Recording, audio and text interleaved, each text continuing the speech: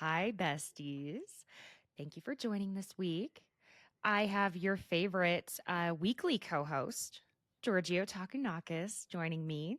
Hi, Giorgio. Thank you for being here. Hi, Caitlin. Thanks for having me again. Always. I think I don't, we are going to have to keep something weekly going, or at least something. I mean, you're very busy. Well, I am going to have to update my IMDb and say I was a guest regular on a series podcast. So Yeah, we have to keep this absolutely. going. You are a regular. Okay. And until I can pay you, IMDb is where you're going to get I'll take it, baby. Fireside, do you hear me? I need my own network. Mm-hmm. Fireside. Yeah. Um, wow. The conclusion of Orange County is, I think it wrapped pretty well. If only we had, well, fortunately for Shannon, um, it's interesting. I thought that they were going to do a sit down with her for a second, but then I was like, wait, because did you watch on Peacock? Then, of course, like the uncensored. Well, at the end, Shannon's sitting down again, getting her makeup touched up. So I was like, but wait, Caitlin, that doesn't make sense. It hadn't happened yet. Stop conspiracizing. Yeah, but you never know with these, like they might have made her come back and put the same fucking outfit on and make her come sit and do a sit down or something. Wait, could you imagine her after all of that shit having to put that pound of hair with on, her 5 pounds of hair? cast, but with the cast this time. Like, Uh-huh. And the black eye. Because did you see that she was walking around with the black eye in the cast the other day? with I'm sure you saw Clay it. to Poe concealer on. Yeah. Mm. Was that? Uh-huh. Wondering. I mean, it wasn't Hmm. back grid. It was that Those were some so really clear shots, though, weren't? Don't you think? they were. I And mean, they were really like crystal clear. So, what's interesting too is I was listening to the Shenanigans podcast where she had Hannah and Paige Giggly Squad podcast. It's like they're summer house girls, okay? But also their podcast has turned into a juggernaut because they are actually really incredibly funny. And I know there are people who don't like them, but I'm sorry. Yeah, I'm not going to be one of those people that you're going to hear say I don't like them. I love those girls. I think they're hysterical. Um, and it's funny because Sheena was fully admitting that she calls the paparazzi, full on admits it. She also said that Lindsay called the paparazzi on them when she went and had dinner with them in New York, I don't know, a couple months ago, not long after Scandival broke. And someone was like, oh yeah, you didn't know Lindsay does that? Lindsay Hubbard, excuse me. When they went and had dinner with her and Carl and they left and there were paparazzi everywhere. It's like, well, okay then. at least they're Calling Lindsay honest. out. Yeah. But I think that's hysterical because Lindsay is probably so fucking pissed that she even called her out like that. You know it. Some people are really weird about that conversation. And it's Mm-hmm. weird because everyone knows how it works at this point. Like, Mm-hmm. even J-Lo calls her own paps. You know what I'm Yeah. saying? Like, what do you think? You really think people are planted outside of Shannon Bedore's house or Lindsay trying to, oh, she's going to dinner. We got, oh, trailer. We got her. It's like, no. Hot on her heels. No. Could you imagine? Something that, wow, Giorgio, you've been breaking news left and right. Oh, I don't know if I now, can take credit for that one. I was just reporting because no one wants to pay the $12.99. Uh, but I'll be writing it off. I did yes, it for you sir. guys. I went in. I waited in line. I waited for the live to start and everything. So what we're talking about, and this is so hard. Y'all know I love Candace Dillard Bassett. Uh, mm, the cheating, the infidelity of it all, the alleged on Chris's part. Giorgio, you know the full rundown, and even if I went and did the research on it, your research would still, you've already done it and it's better. So it's more concise. And I want you to tell me what the allegations are that are allegedly going on. And then I want to know your opinion on how truthful you think it is. Well, Mhm. the opinion has shifted a little bit because as my day went on today, there is another account that, interestingly enough, had Bravalita. Shout out to Bravalita on Instagram. But Okay. I guess right around when Scandival broke, like right around that time, she, I guess, made a video about some things. But one of the things that were like being alleged by her at that time, and this was in February. Okay. That's a while ago. So I'm taking you guys really forward, but I need to, because then when I give you the context, it might shift. And this is, I'm saying this here first. I haven't even made an update on this on my TikTok. So nonetheless, she had stumbled upon the same woman who was on the live last night back in February, okay, that showed Chris Bassett was following this woman. And she has screenshots that also show that he liked a post of hers. So it makes sense now, because when I went to her page, there's one post there, and I thought, well, it's really weird, because when I tell you the story, you're like, it's okay. So now you guys only know one that. post is what he said. Like, If you go to her page, and it's still, I think, like that, except the comments are out of control now. But she essentially said that she was on Instagram Live cooking chicken. Chris Bassett saw that she was cooking chicken, DM'd her saying your chicken looks good, like you, or something to do with like a flirty thing. So she gave a winky emoji back. Now, she does preface the whole time by saying she knew she was wrong, she knew he was married, but yada yada. We've heard this song and dance before. So nonetheless,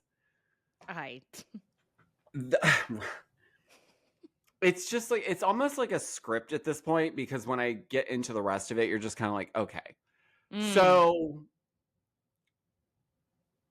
they talk for 3 weeks. They meet, allegedly, on was her telling the story. They meet after 3 weeks of talking. They allegedly sleep together, allegedly do not use protection, and allegedly this is where she gets pregnant. So she's saying she got pregnant on the first shot with him. It happens. Now, no, it absolutely does. Like, what the fuck? Okay. Yeah. Sorry. That's Continue. a whole other podcast. Sure but is. she didn't use protection. She realizes 6 weeks after that point of, and here's the thing, guys, I went and I pieced all the timeline together. It adds up. Not a penny short, not a penny over. So I was like, okay, she sounded inebriated. She said she was only on the Mary Jane, the ganja. But I feel like there might have been something else in her system at certain points, because she just repeated herself a lot. And you can even tell Tasha was like, okay, yeah. But she was trying to be nice to get the story. Tasha K is the person who broke the story, essentially. Like, I don't even know who she is. I know she's a controversial figure. She was sued by Cardi B for defamation of character over. Yeah. So she owes Cardi B $40 million. Sorry, I retract that. $4 million.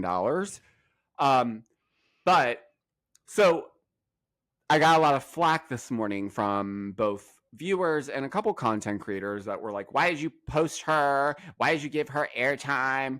Listen, It's a story regarding something that I'm watching. Mm-hmm. It's We're close to invested. my home.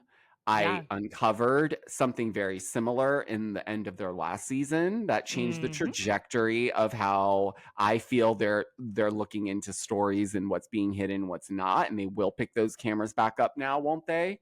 Yeah. We're seeing that a lot more. So I'm not trying to boast about myself here, but I did see this and Please. had to go in.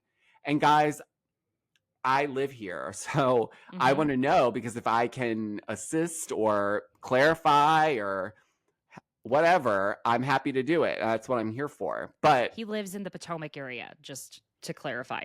Mm-hmm. you get into this story and then you realize, okay, she's a big fan of Tasha K. So that was a red flag for me because she was excited to break it you could tell she was excited to be the hot topic on Tasha K's channel. Hmm. So that put me at like an off with her because I was like, well, wait a minute. Is this just like a fangirl moment and you're just kind of using something maybe very minute and Mm-hmm. exploiting it into something else? But then she said that he basically asked her to undo the pregnancy because it would essentially destroy Candace's role or opportunity on the show. Mm. Uh, she does it, but now is mad that she's done that and he's still with her because he does. What she said was he allegedly would tell her he does not even like her. The reason why he's with her is allegedly because she needs a storyline for the show. I don't think Candace needs Chris as a storyline. That's what's bizarre I about don't that. either. Candace always brings plenty and reacts plenty to the other women. So that's where that's a little bizarre to me as well.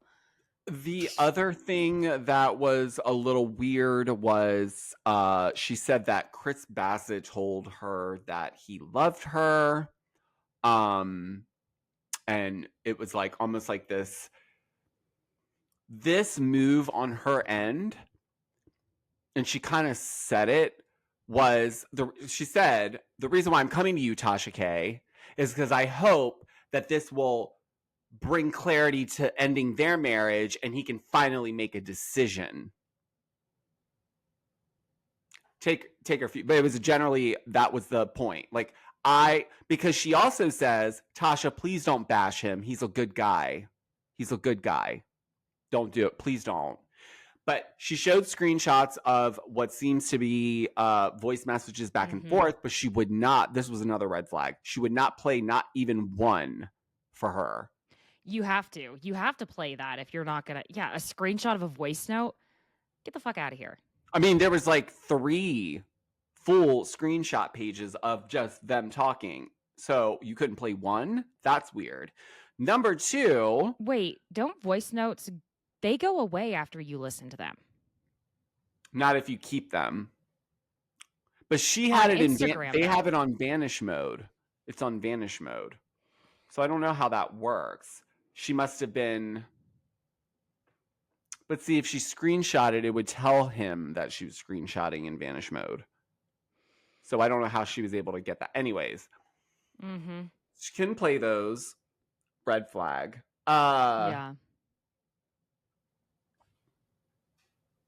What else did she say? Essentially, she said that they were talking all the way up until yesterday. So when was the last time you spoke to him? Oh, we spoke today. How's he feel about you doing this? That's so weird. It's very bizarre. But also, we have on top of that, thank you for your hard work and research on that, Georgio. Also, guys, Because also, I forgot to add, mm, we know if we watch the show that Chris's penis is referred to as the brown mm, penis, right? mm-hmm. So, uh, again, mom, if you ever see this, forgive me for what I'm about to say. If you told me that in the last year I would have seen two different husbands from the Potomac franchise's penises, I would have been like, no one's that dumb. Well, there are apparently, allegedly, two that could be that dumb because, if I'm honest, the penis will look brown, but there's no face, so it's still not confirmed that that's his. But based on the description of it, I don't know. But this other stuff that's been from February that's popping back up, that's a little strange because it's like, well, why was he following her? And she had a lot more posts back then, it seemed. Now there's just that one. So it's like, it's really strange. Mm-hmm. And then on top of that, did you see? I'm sure you saw. Gordon went on a whole thing. Page 6 posted it, saying that Mia was leaving him and she was only with him for the money, and she's leaving him for another man. Can you believe are that? we shocked? Can you believe that? God. I would have never saw that coming if you... I mean... Georgio, she married him for love.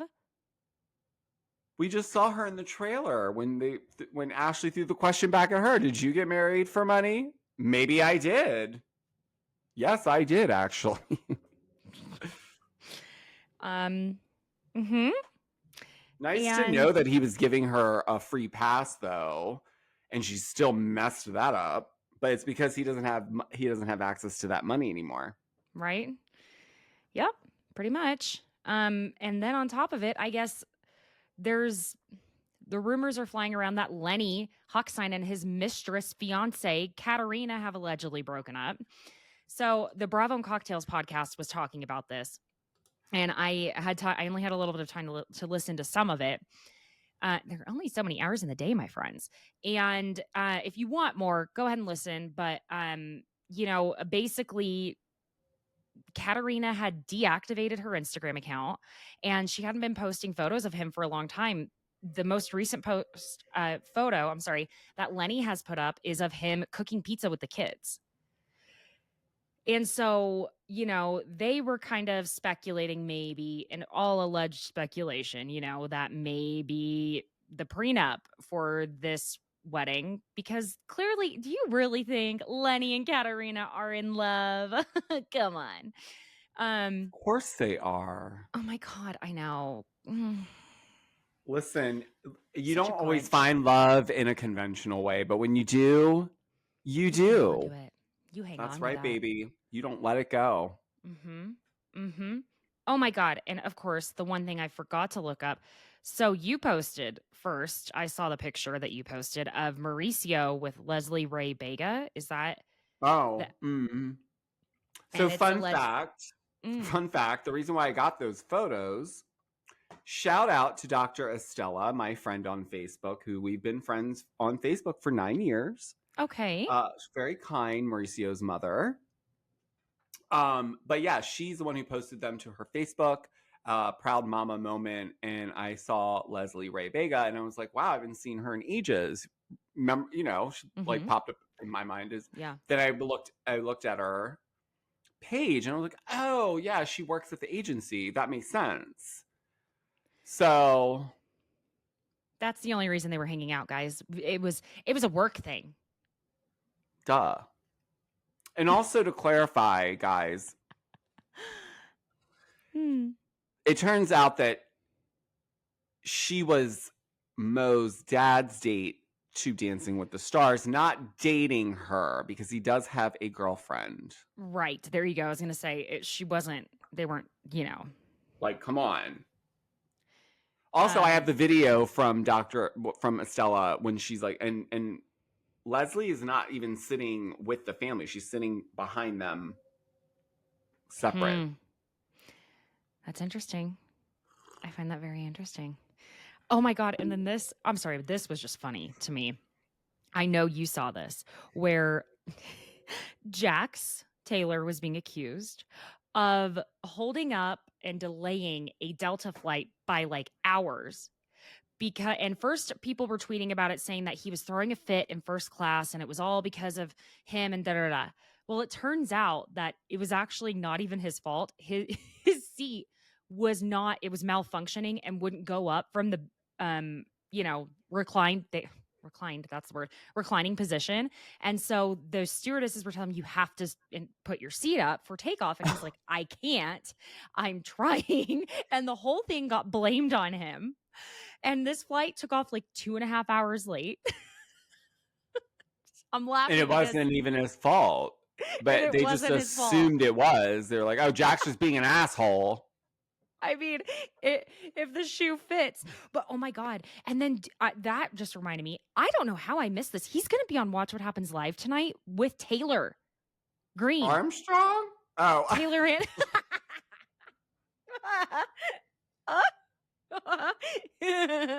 Armstrong? Is that not so sad that every time someone says Taylor's name, I automatically think Taylor Armstrong? You know what? I think the same thing, because when someone says Taylor, I don't automatically go Swift. I think Armstrong. Armstrong. Duh. Yeah. What are you smoking? Oh man.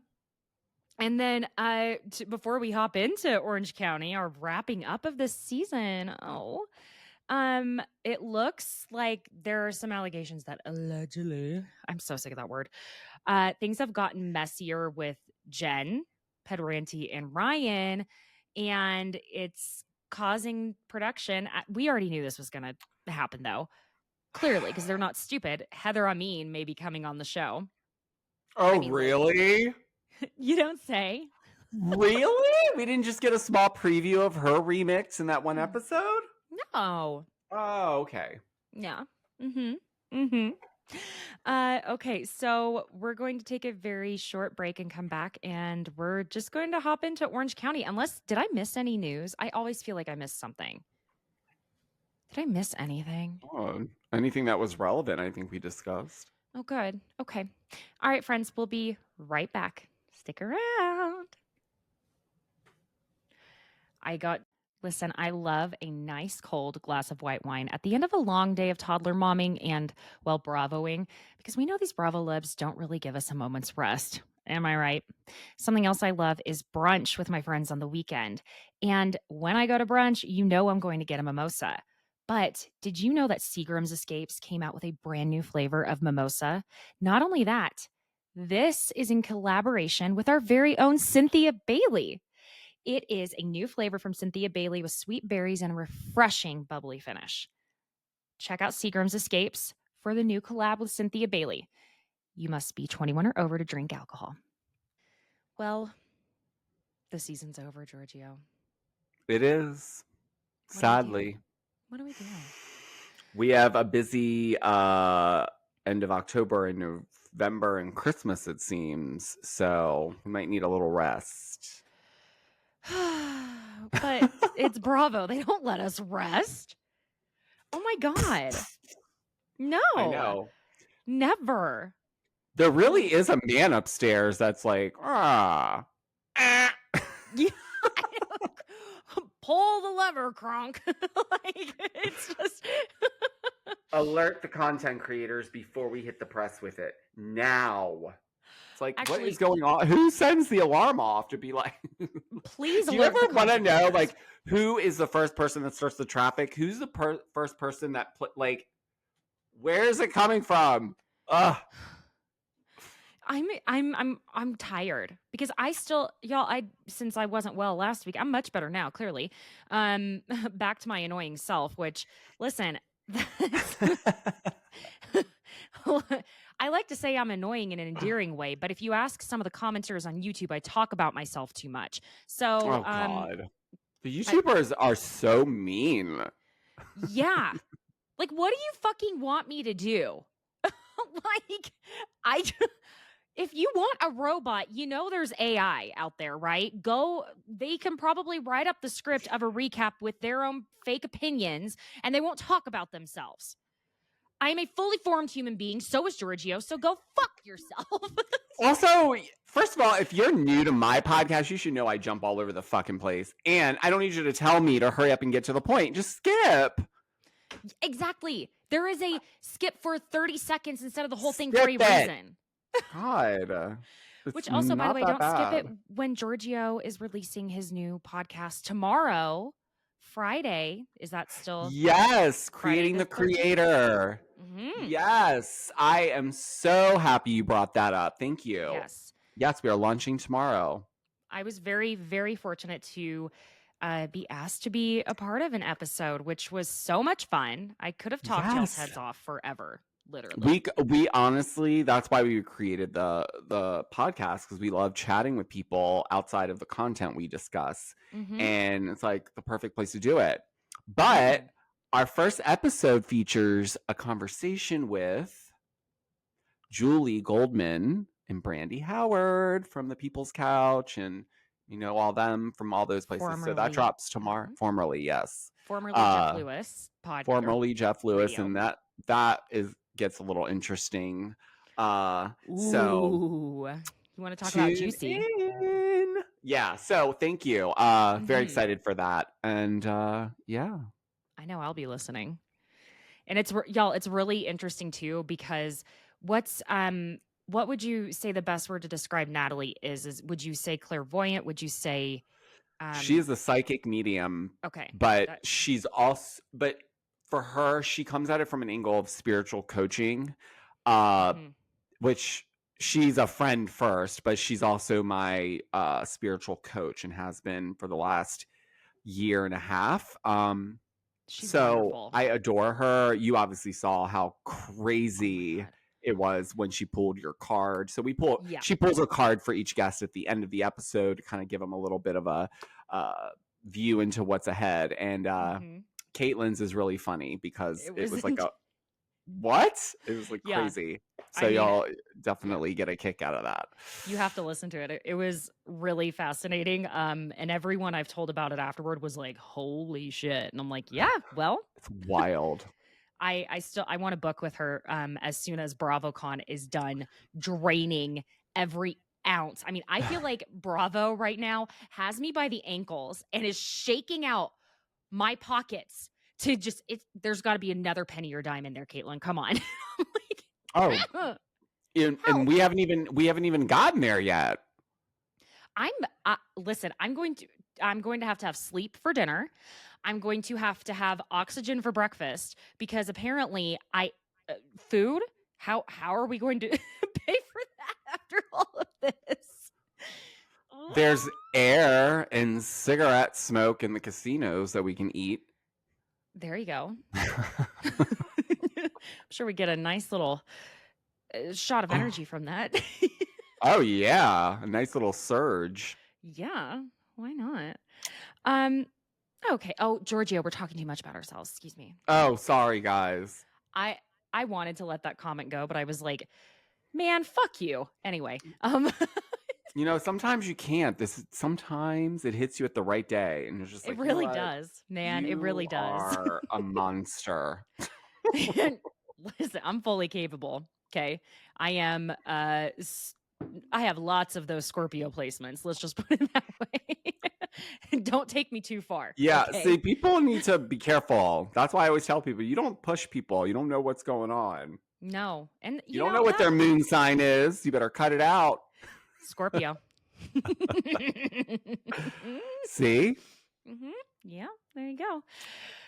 Okay, well, Shannon apologized to Gina. Sorry. Once I start laughing with you, okay. Oh my God, I'm so sick of this Shannon and Gina shit. I know. Well, this. We all knew how this was probably going to go down. My children.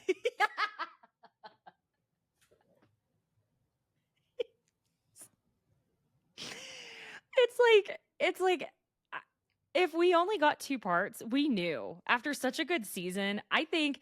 And Tamara hardly talked the whole time, because Tamara was like, I've said everything. She's like, I said everything I needed to say. I'm not gonna. Yeah. What do you want me to? I'm gonna keep saying the same thing I've already said. Yeah. Exactly. And I feel like Gina sounded extremely therapized when she continuously said to Shannon, I feel And I feel that you have hurt me and I feel that you have hurt my children. Like, that's such therapy talk to say I feel instead of you hurt me, you hurt my children. Like, yeah, Shannon, that was a dick move. She should never have said anything about CPS and Gina's kids. I don't think anyone disagrees with that thought. No, they It was don't. fucked. Um, She you should know, never have said that at all.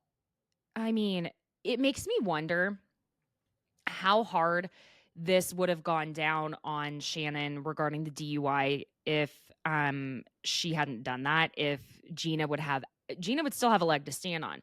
But I wonder if Gina would have still had quite as much that she could have thrown in Shannon's face because, and especially with what I hear, the network was like, nah, Shannon, you can't just go see a counselor. You need to get treatment or you can't be on the show.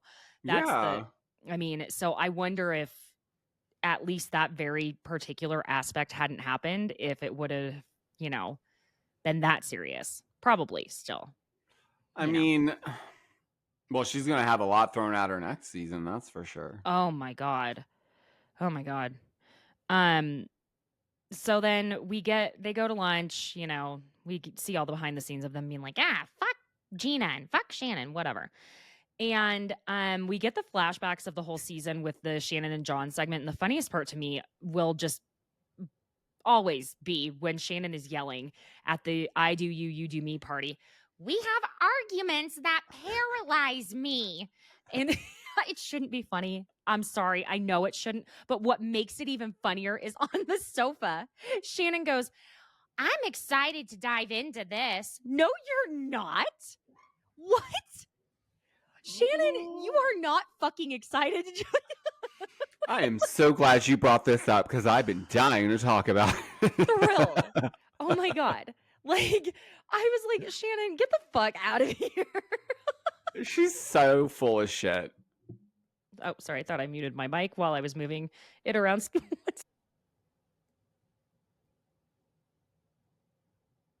And then I started trying to talk while my mic was muted. Why do I always have a problem with this. It's not your podcast if you don't do that, though. You don't fuck that up completely. Oh, I'm dropping so many F-bombs already. Sorry, friends. Hope the kids aren't in the car. It is fall. Sure is. Sure is. And we're getting into Scorpio season as it is. So, can I also just say, because I must talk about myself. I apparently am going to have to be sharing my birthday weekend at BravoCon with Paige DeSorbo. There's no competition there. It's going to be Paige's birthday weekend and no longer mine. That's okay. We're gonna have to do something about that. Yeah, she's invite tiny. her to a party that's not happening. Well, you know what? That's better. I was saying she's tiny. I could just shove her out of the way, but it's Paige. I wouldn't want to do that to her. Be, Okay. So I guess Shannon was just upset that most upset that she and Heather had spent time as couples, with their respective spouses, whatever. And that right up before filming started, they didn't even have conversations really. And Heather would always tell her to bring every argument on camera. Yes, because that's your job. That's what you're supposed to do. And if you don't have anything else going on, then yes, you need to save it for the camera. That's for that portion of the year. The rest of the year, give her a call. What the fuck? Why is this so hard to understand? I don't know. But did you hear Shannon say to Gina, I'm sorry I said you owe my husband a huge apology. She called John her husband by accident. Oh, he's far from it, my love. Right? And we get that flashback of her being like, you owe my boyfriend a huge apology. Huge. And then she says that Heather was telling her that Gina was talking shit on her relationship. I swear to God, I have never seen anyone be so misunderstood by everyone the way Heather is. In fact, by the entire audience, when we end up later on seeing that Andy calls her out on something she said on camera, and then, no, I didn't say that. Yes, you did. I can't. It's wild. Why do they do? They're so sure. No, I didn't say it, and they always play it back, and then they did say it. I mean, I probably say a lot of shit I forget.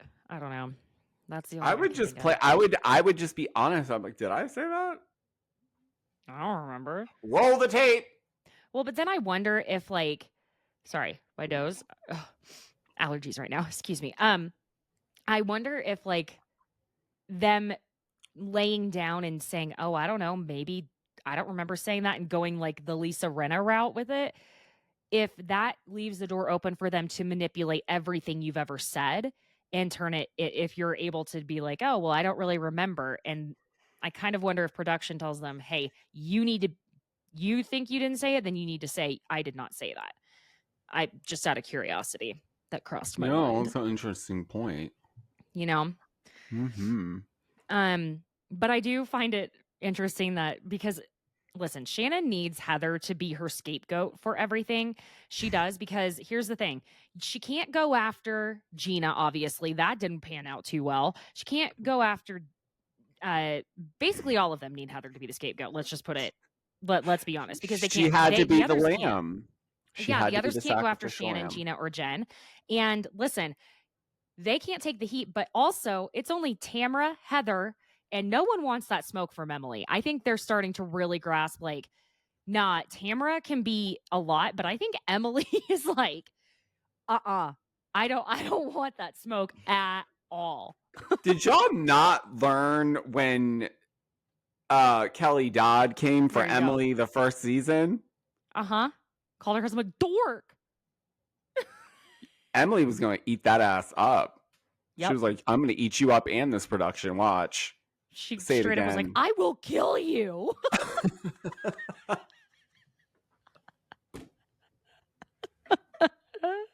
The look on Kelly's face when she said that to her was like, oh, girl, you are really ready to go. I like you, actually. In that moment, Kelly was like, oh, I actually like her. She's fucking feisty. Okay.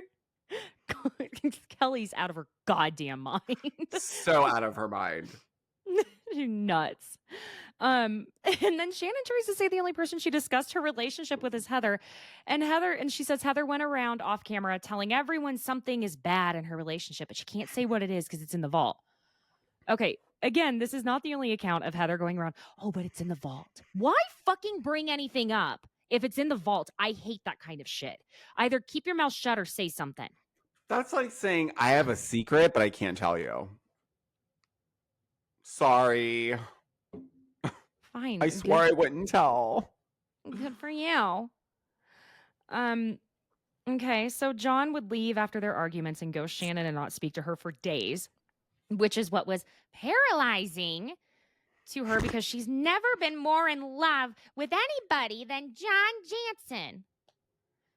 Can you imagine? That's the thing. We're talking about John Jansen. Someone says they have never been more in love in their life than when they were with John Jansen. Can I just say that how annoying it must be for Shannon's daughters to navigate any type of dating or social life when their mother is parading around the way she is with this man who's too old to not be making a commitment of some kind. Right. And this is what you accept after dad did what he did to you? That's the next one? That's what I should be looking for, Mom? God. Yeah, that's a great point. That's a very good point. And on top of that, it's like she acts very juvenile and sophomoric with the whole thing. You would think she were 19 years old. I feel like 19 is the year that every girl not every girl, but also just because I can only relate to being a female. But like every person I feel, especially I don't know though. That's when the girls I feel like if you're dating men, that's where I want to go with that. If you date men, that's when around that age that you let yourself go around with a fuck boy usually that you think is actually going to be something more. Basically, it all comes down to men. Is what I'm saying. But he loves me. Yeah. Oh my God. Right? He never answers my texts. He never invites me to the really parties at his busy. house. My He's friends are really going. They'll busy. invite me to the party at his house. I'll just see him there. Uh-huh. Gotta make sure I look extra hot though. And doesn't even make eye contact with you the entire night. Oh my okay. God. So we can move on the thought from of this. being 19 again makes me... Only It's thing like, I want from that why isn't this 32-year-old guy calling me back? It's like, you're 16. That's probably why. But he likes me. Yeah.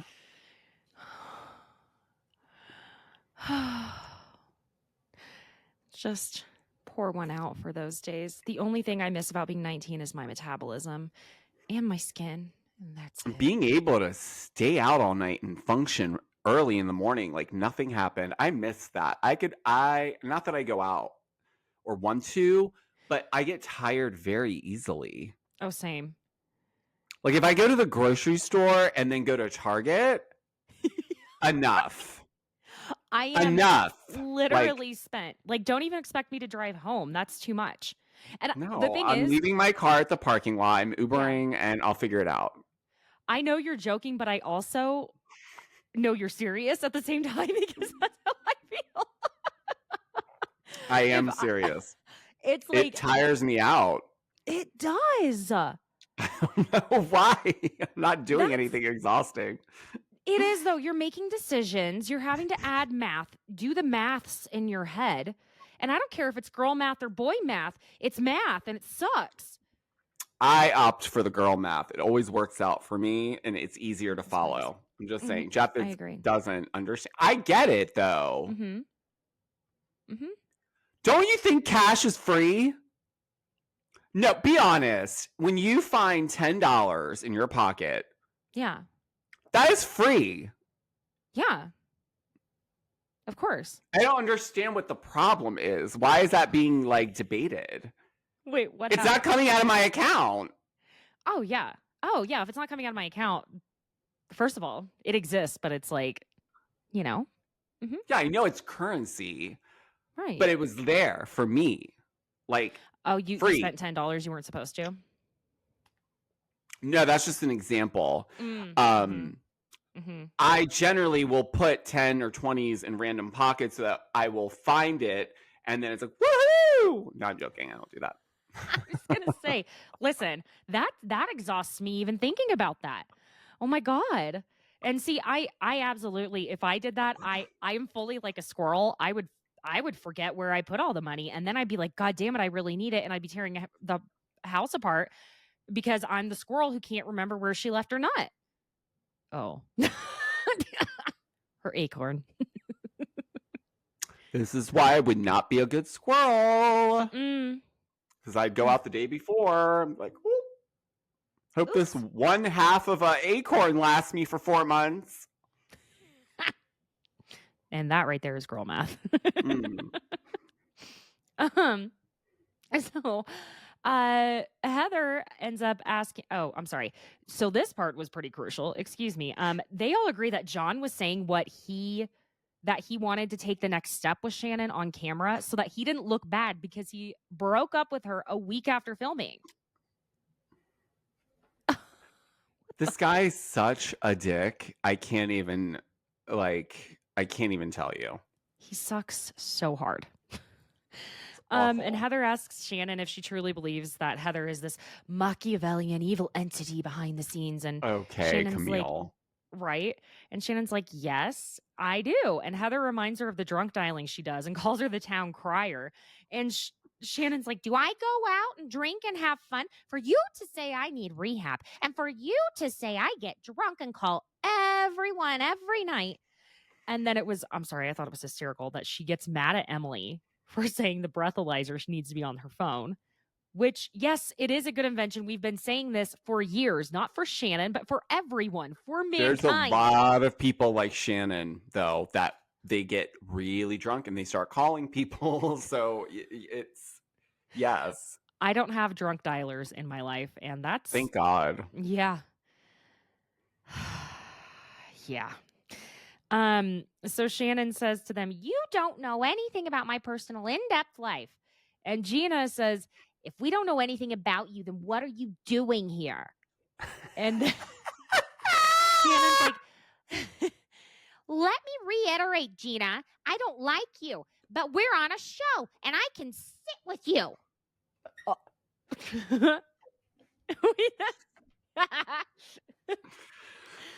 Oh. But thank you, Emily. They have broken the fourth wall on this show, this franchise, so much. They said, fuck production. You're not getting any shot without me breaking the fourth wall. So you're going to have to use it at some point. I'm down with it. I'm down with I it. love it. I love because, it. Because Emily points out what we're all thinking is like, you know how it works to be on a show. You're telling us things, your castmates on the show with you while we're filming, and that's an assumption of risk. Yes, you are going to you should expect people to be repeating it on camera. I would think let me just tell you this. For future reference, Caitlin, because we will probably be on some sort of reality show at some point.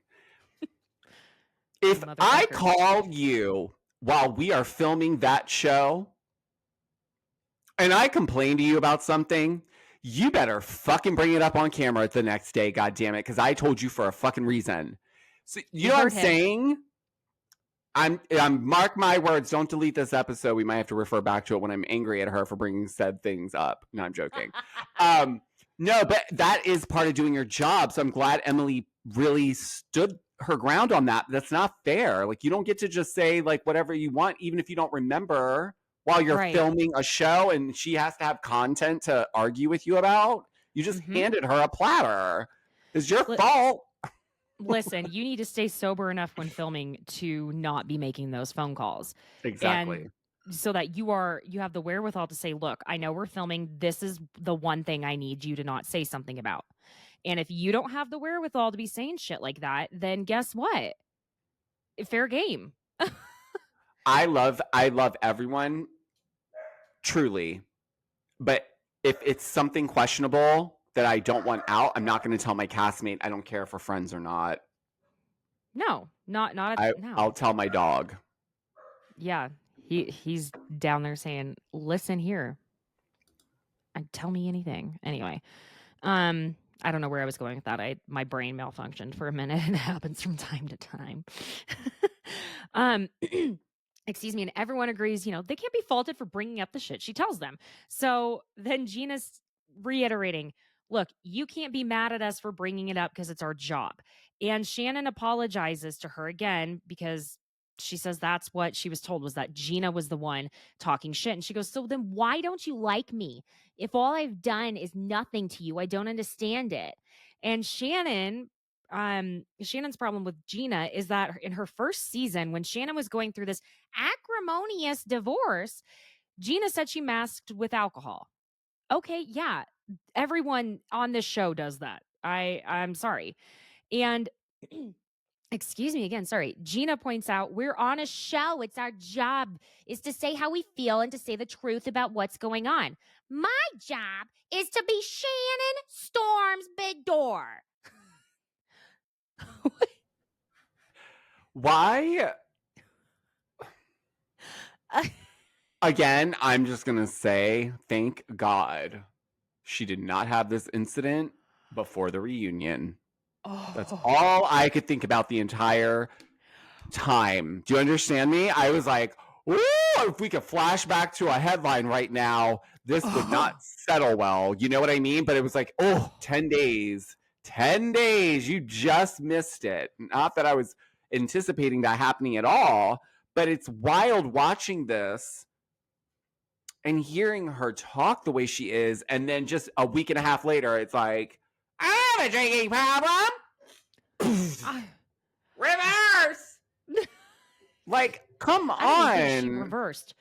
But listen, production kept putting up, if you or anyone need help with substance abuse, this was prior to the DUI, they were like, oh no, honey, we are not going to let anyone forget what just happened. Bethany's watching. We do care about our cast. Please call this number if you drink because of our show. Only reason to drink. So, when Shannon starts saying, do you know what I've done on reality TV? I took my shirt off when I gained 42 pounds. And the flashback to the trainer when she took her shirt off and he goes, okay, wow. I will never forgive that man no matter what Shannon has done, I will never forgive that man for that. I You are would a have, trainer. I would not have stayed. No. No. I'm not paying you to judge me, dude. Fix Sick. it. Oh, that pissed me off I forgot about that too. Sick. It's sick. Disgusting. You know? But then Shannon also says, I'm the first housewife to delve into infidelity. Shannon, no, you're not. Wasn't Camille the first one? I feel like that season of Beverly Hills came out before Shannon's divorce. Shannon, listen. Yes, you're correct. Camille, at that time, who was also dating a much higher profile man than Shannon, Bedore, Storm, whatever. David is not Kelsey Grammer. the beloved Frasier, as Camille would say in season 1. He was the beloved Frasier character. But yeah, she dealt with it.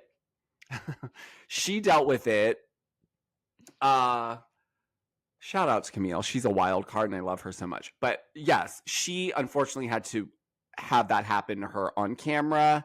It was very heavy for her. So no Shannon. Her first season. Yeah. Like, let's back it up. Yeah. Too much hair.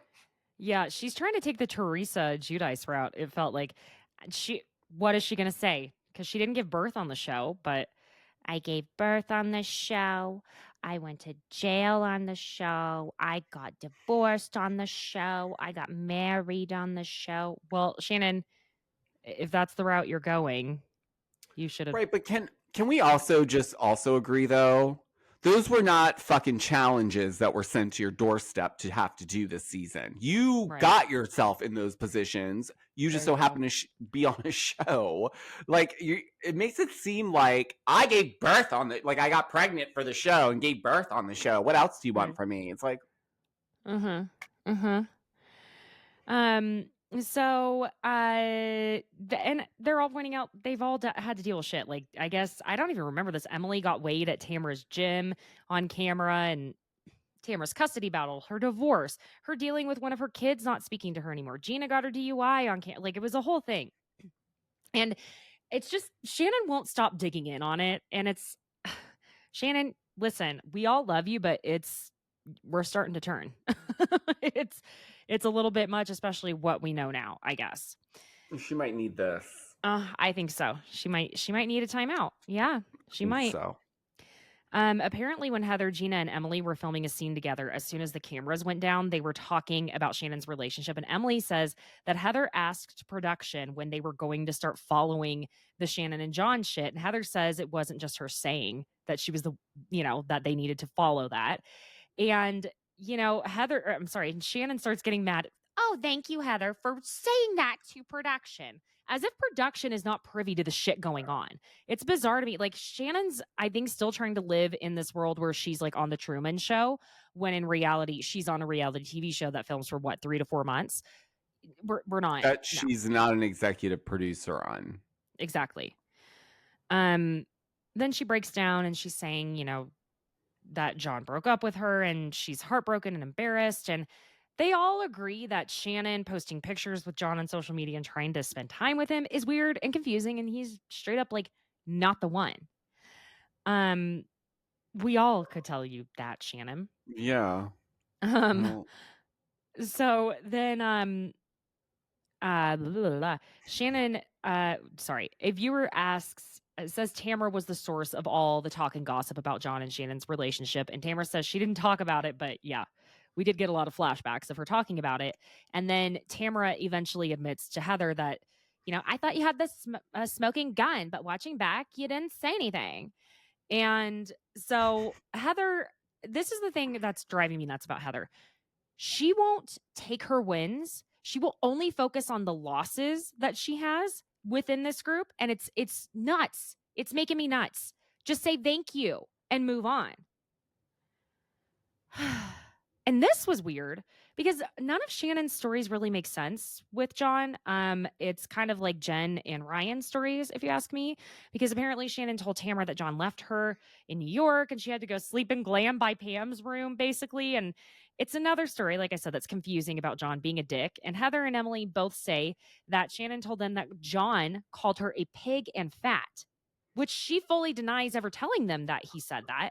And she says that John wakes up in the morning and says to her, "Why you got to be so pretty?" But I thought they rarely spent the night together. There That was a doesn't lot even there. sound like something John. Okay. um, He doesn't sleep over, but he wakes up until. Okay. right? Thank you. I mean, I guess they go on trips together. There's that. Do they? And I guess we conclude that they're friends with benefits for the most part now. And Andy wraps up the portion. He's like, "Is there anything else we need to clean up?" And Shannon goes, "My makeup." um, so I guess we're not getting any of Vicky.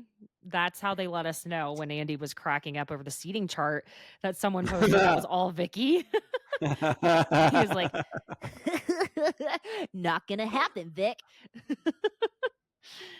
Emily's segment. Annabelle did an ad for PacSun. That's pretty freaking huge. That is huge. Good for her. Annabelle's beautiful. My God. Gorgeous. And then Emily's family and childhood trauma. I'm going to be honest, I'm still kind of confused about what exactly happened. And I'm kind of like, if they're going to talk about it, they need to tell us a little bit more. You know what I mean? Like, they just kind of give us like a surface level of what all happened, which is essentially that her mom had mental health issues and they would mostly have to take care of themselves is the most I got from it. Did you? I see what you're saying. I almost feel like they do know the extent of it at this point, but what I think they're doing is they layer it in based on what's happening in her life so that it makes more sense to tie the narrative of what her story is all about, right? Like, oh, we see her going through these journeys, but they always lead back to her childhood. Everything that she's gone through on the show links back to her childhood. So I do think, I don't know, I'm making that up, but in my mind, that's the way it would make sense for them to keep it so surface level the way that they have been keeping certain things. No, that's insightful. I think that's a good point. Because you saying that made me think of Whitney Rose, how last year her childhood trauma was a little too like that was coming up was so slam bam thank you ma'am that it was like, whoa, where did all of this come from out of nowhere? So that's actually a fair point now that you're saying that. So Tamara and Emily are actually friends nowadays. In the Trace Amigas show, I guess Shannon didn't want Emily to go and said it's because she was nervous and didn't want her making fun of her. But then Tamara says to Shannon, "You should just say it's because I don't like you and I don't want you there." And Shannon's saying, "You're putting words in my mouth, Tamara." And then Shannon says she didn't want certain cast members there because she also didn't want Gina there. God, Shannon is so that person that says that type of shit. Like, oh my God, Shannon. Well, no, because I didn't want Gina there either. And Emily's like, "But you say you don't even like Gina. What the?" Oh, you can't make this shit up. And then Heather, God, girl, know when to let something go because she goes, "Why wasn't I invited?" Really, Heather? Like, you would have gone. Exactly. And then it's all brought up that Tamara heard Heather was only friends with her because she's scared of her. And Heather says, no, the truth is that why she's never gone after Tamara is because she's afraid of her. And Tamara goes, "God, you should be afraid." Tamara, God. Dude, like, what? Because it leads perfectly eventually to what's said next. Whenever Emily points out that when Tamara came back on the show, Heather had a lot of negative things to say about her and says that Heather said Tamara was an asshole. And then Heather goes, she is an asshole. And Andy is cracking up at Tamara like a sibling. You know what I mean? The way he was like, I love you, but sometimes you're an asshole.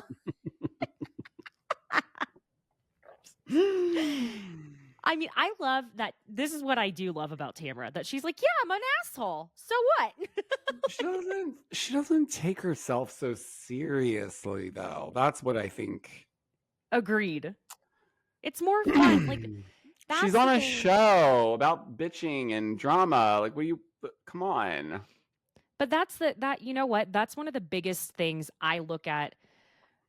One of the things when I look at a friendship, someone I want to be friends with is someone who can laugh at themselves, because if you cannot laugh at yourself, then you are going to be miserable over every little joke, every little thing. Every single thing in your life is going to be this big tragedy. Stubbing your toe is a tragedy if you can't laugh at yourself.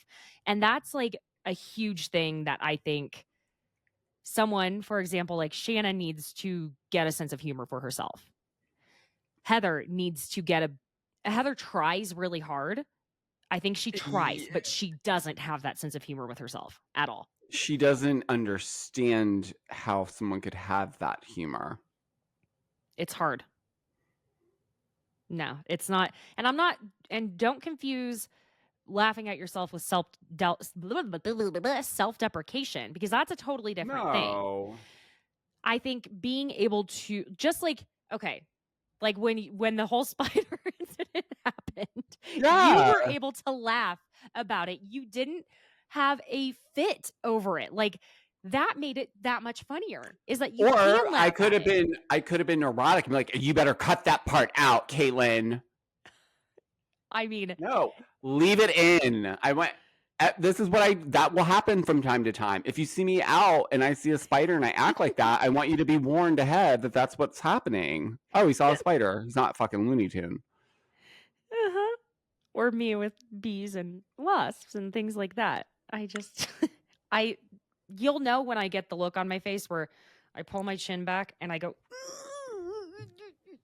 as if like I can somehow turn into the Matrix. And can I ask a question? Why bees don't want to have anything to do with us? We're not a flower. Why are they always in your face? I know. Like, are you trying to start shit with me? Like, why? It's absolutely. It's aggressive. It's intrusive. Yes. Like, you literally have the entire outdoors. I have my little space, and you're up in my shit like that.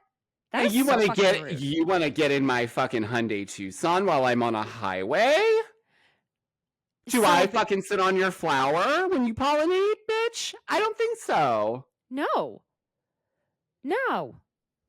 I don't get up in your face. I mean, I don't know. Sometimes I feel like they are just, I don't know, violent little daredevils. Like, you get one sting before you die.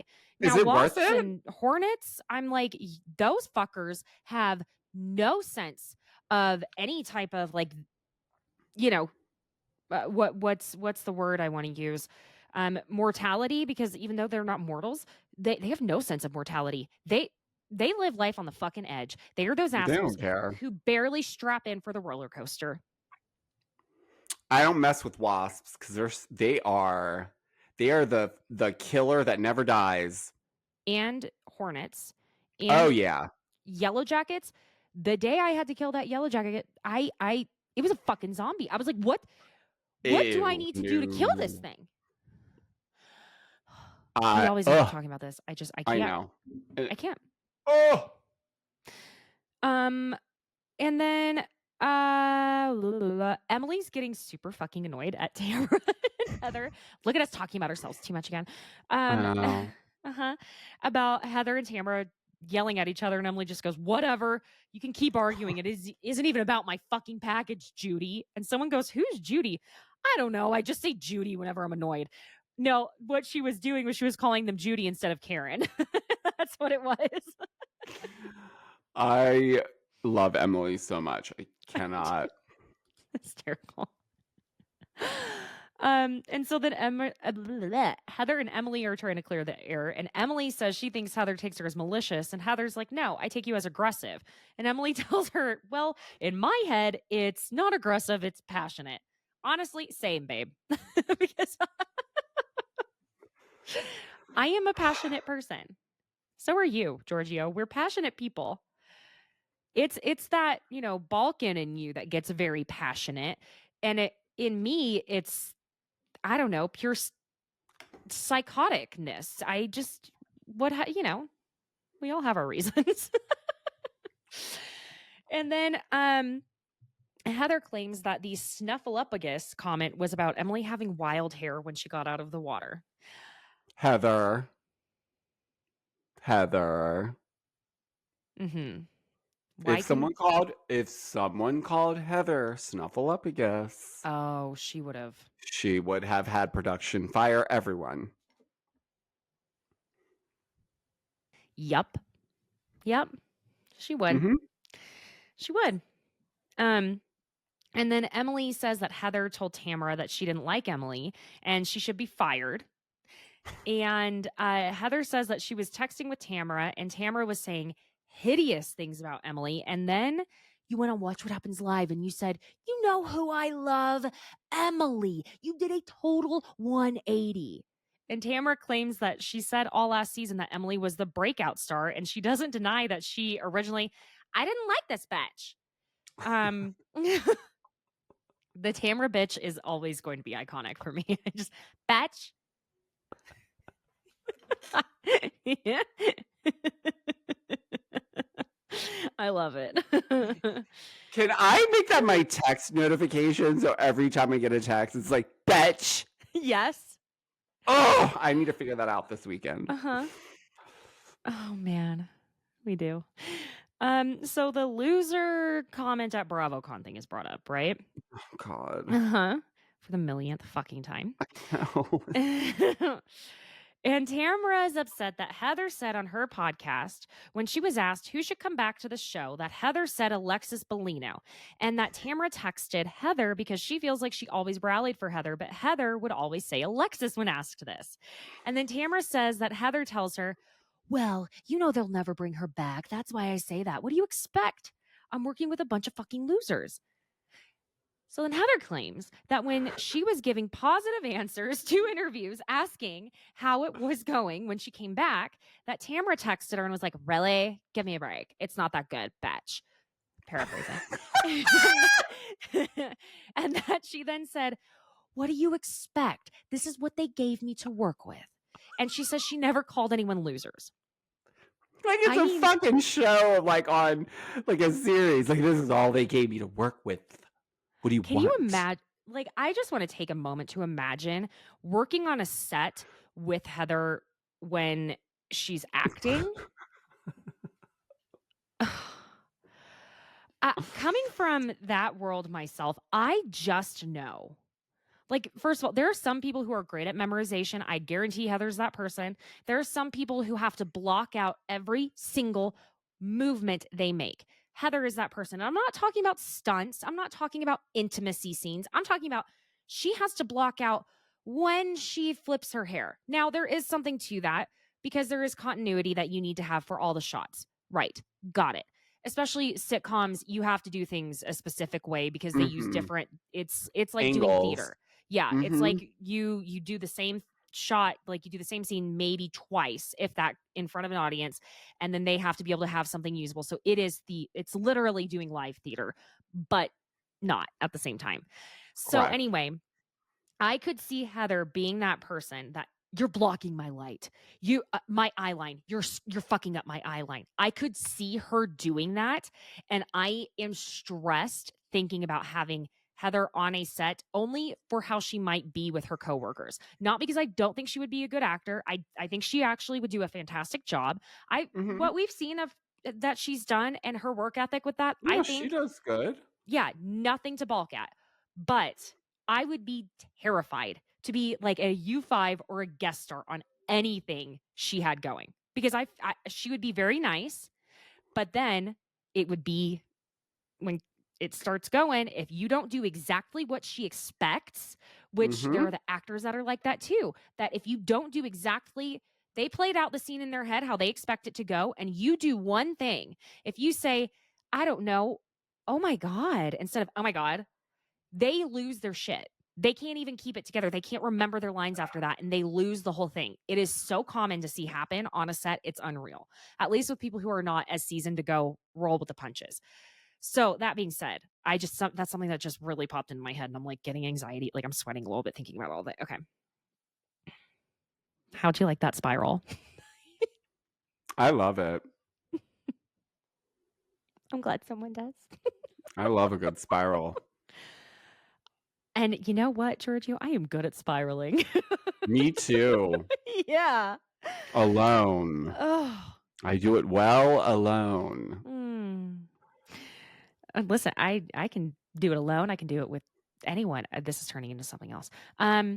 So I guess during the promo shoots, Gina was getting her hair done. We heard about this, right? How the blow dryer was going, and Emily said she heard Heather say, blah, blah, blah, blah, blah, said some things about you at BravoCon, and they were very nasty. And when Emily asked what was said, Heather said, no, no, no, it's in the vault. I'm not going to tell you. There are a few words we have heard. There are 3 words I'm going to say that we have heard nonstop this season: losers, dick pics, 2 words, I guess, and vault. Yes, I don't want to hear them for a while. Same. Lock that in the vault. But then Heather's saying, no, what I told you, what I said to you stupidly in the dressing room, because you guys have private conversations all the time that don't get repeated. I mistakenly said, and Emily's like, nah, girl, we're not doing that. And I was like, yeah, stop Heather spiraling, which we all know how that's going to go, because Emily's like, stop making yourself out to be the victim.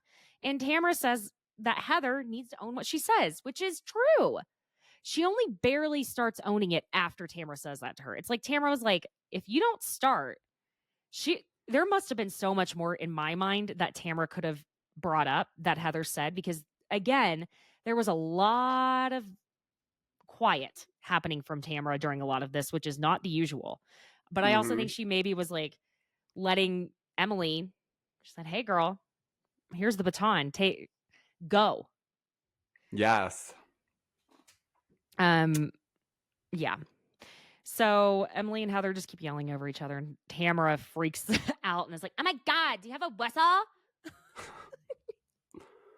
I can't imagine what it must really be like sitting there all day with people just screaming that are next to you, from like across the way. Like, Oh my where you're God. like, and then you have to insert yourself somewhere.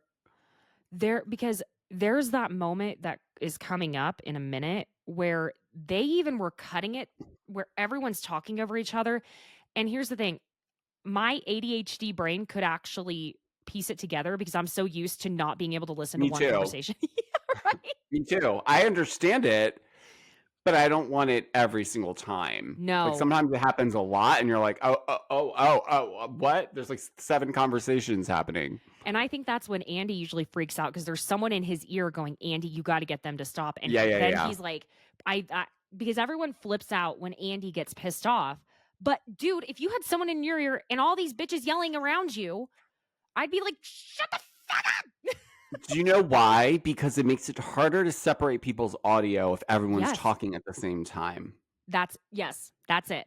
I'm sorry. I'm assuming that's, general knowledge, but I forget that it probably is not. That yes, it is hard they can't isolate that audio.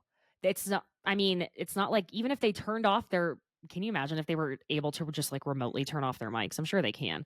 But if they're not even doing something like that, you're not going to get clean audio. And especially at a reunion when they're all in the same room, like no way.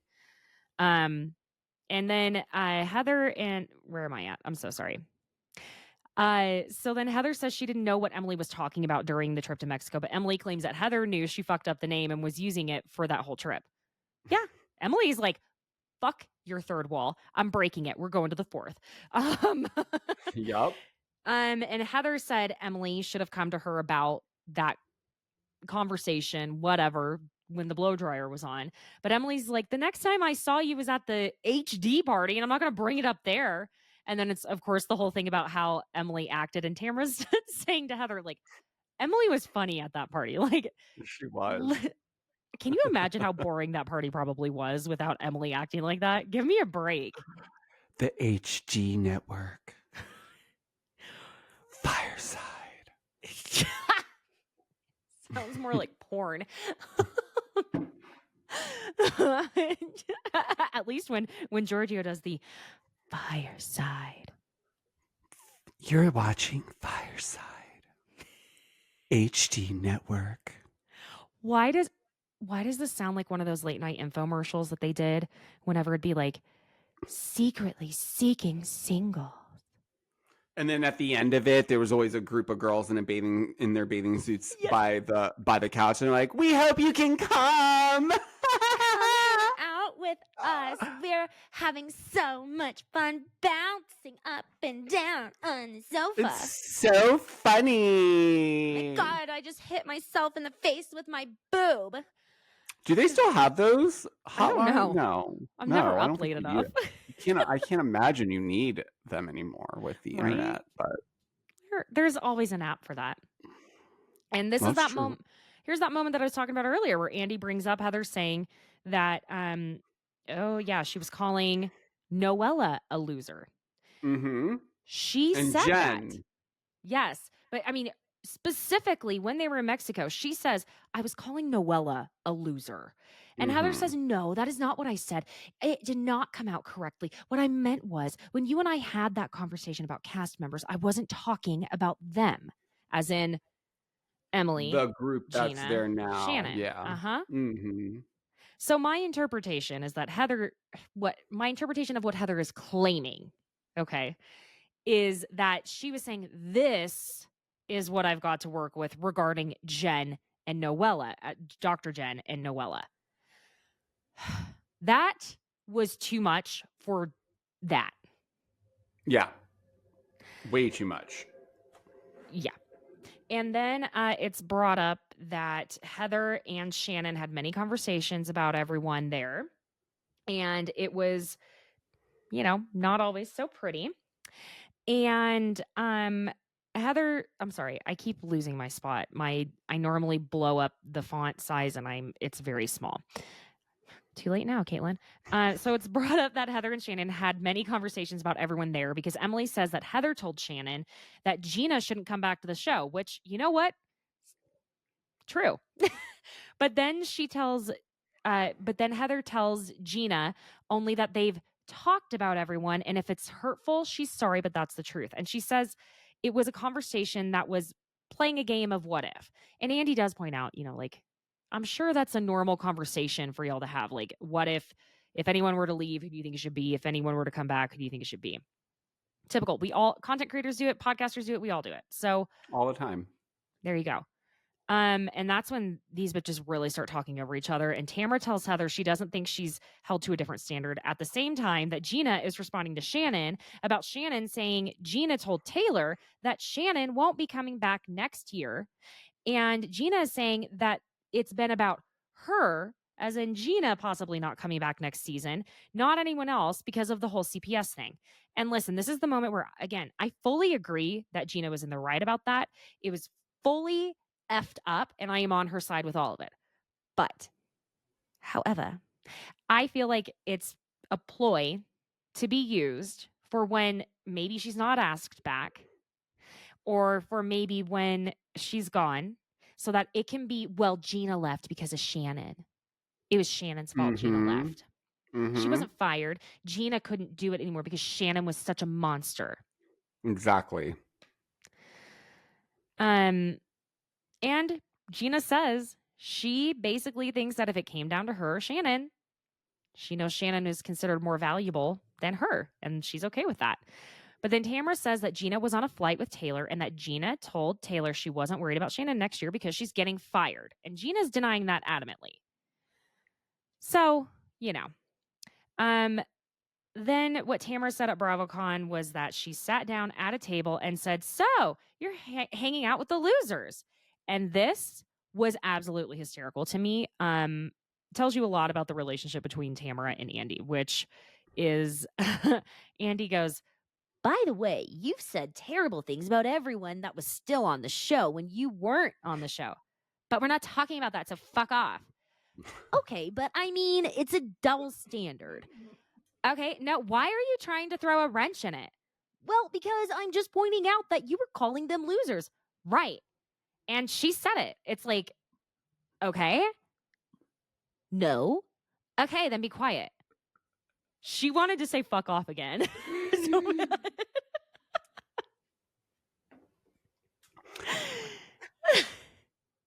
I loved it so much because it was so effortless on her end. She did not care. During, before, or after. She was like, next. she was like, "You betches need me, okay?" She straight up told her boss to fuck off on national television. Uh, so this was quite interesting too, that we got a scene that we'd never seen before, and You which don't is, say. yeah, Gina thinks she should have followed her own advice that Tamara can't be trusted regarding the loser thing. And Tamara brings up the unseen footage of Gina asking Heather why she told her she should move away from Emily at the beginning of this year. And Heather tells her it's because she thought it was important for her to develop her own identity. Now, I would take Heather's advice. If I were on that show and I didn't think Heather were sabotaging, I would take her advice. I think it's But it makes wise. sense. We've It, said that before. yeah. And Heather said it wasn't meant to be negative. And then Emily says Heather told her she really needs to separate herself from Gina because it's not good for her or her career. And I guess Emily and Gina went back to each other and compared notes of their conversations with Heather. And Heather is now back to denying anything she has ever said out of her mouth. At this point, she's going to deny saying she ever liked champagne. I don't fucking know anymore. Fuck you.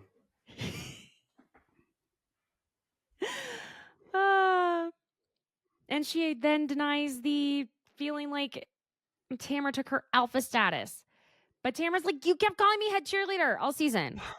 And then Jen says it's hard and it's frustrating coming in new because she didn't understand all the shit that they were talking about and whatnot. And Tamara basically, Hamra. Okay. Tamara and Heather are good. They're in a good place now. Tamara said she drank too much this season and she's an asshole when she drinks. So what, are we getting a cast full of sober women next season? Is that what's going to happen? Sober-ish. That's what I'm thinking. Because Emily's not really drinking. Then if Tamara's not going to drink, Shannon can't. Gina doesn't. But Jen, I want to say something. Alcohol, yes, I understand, can take the edge off before you film your scene. But I believe, honestly and truly, that if you're meant to do this, you can do it sober, baby. Oh, yeah. Totally. Just like Uba and Hassan and Jenna Lyons, they're sober doing it. It can be done. Yep. We podcast sober. Yeah. I mean, what can I say? Okay, so Tamara ends up asking Gina when she's getting married, and she's like, "I don't know, whenever I get a rock like that," pointing at Heather's. Do you not remember hearing that silly little Instagram post that Gina did where she was pretending to get married to Travis in the backyard with the kids? Don't you remember hearing that was like actually them getting married? I swear to God I heard that. But I could, if it's just me, then no one take that for concrete, you know. I don't know. Yeah. See? Do you remember hearing something like that? It sounds familiar, but am I making it up myself? I know. I mean, I don't mean to be that influential. Like, do we know things before they're happening? I mean, I did not win the Powerball last night, so I don't know enough before it's happening. Let's just put it that way. Ugh. What will everyone miss about the season as we wrap this up? Emily, the fun. Jen says she'll miss the first of it being her first season and how she felt like as soon as it wrapped, she was like, where'd everybody go? And I imagine that really would, having everyone in and out of your house, setting up, being, that would be almost like jarring. Um, Wild. yeah. Gina's just happy to move past it, I guess. Shannon, she'll miss the vacations and filming with her kids. I'm sure she will miss enjoying alcohol on camera as well. Heather didn't really say she had anything to miss, but she feels like they're a sisterhood. And Gina says, I take that back. I will miss your house. And Heather says there's a better one coming. HG Network. Fireside. Fireside. Mm. And Tamara goes, what am I going to miss? Not much, bitch. But she's looking forward to next season and seeing Ryan in a different way. Mm. Hmm. It was a fun season. It was. I have to say it was. It really was. Another blah, my brain today. A viewer had said, I don't have a question for anyone. This is the best cast. And I agree. I love this cast. I would like make Gina a friend of, though. You know what I mean? You can have a few friends of. I'm fine with Gina, Heather, Amin, and Vicky being friends of. Because guess what? I feel like friends of work harder than are full time when they're especially like that. You know what I'm saying? 100% agree with you. Mm-hmm. Make her work for it.